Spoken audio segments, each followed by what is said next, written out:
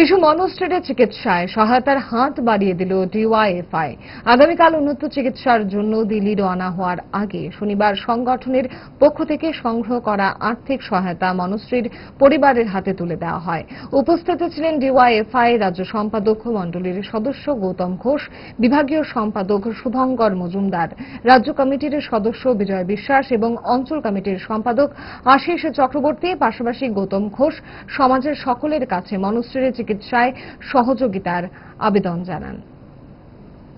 এই যে একটা ভাবনা মানুষের জন্য, জীবনের জন্য, এই বিষয়টাই মানবিকতাটা আজকে গোটা রাজ্যে গোটা দেশের মানুষ দেখাচ্ছে। মানুষ চেষ্টা করছেন, ইতিমধ্যে কিছুটা অর্থ মানুষ ক্রাউড ফান্ডিং এর মাধ্যমে করেছে। মূল বিষয়টা হচ্ছে যে তার ট্রিটমেন্টের জন্য যে বিপুল অর্থের প্রয়োজন, তার জন্য সরকারকে অবিলম্বে একবারে দ্রুত, আর দেরি না করে দ্রুত ব্যবস্থা নেওয়া দরকার এবং সরকারি উদ্যোগে যেরকম ভাবে সম্ভব সরকারি উদ্যোগে এর চিকিৎসা মনস্ট্রির করা দরকার।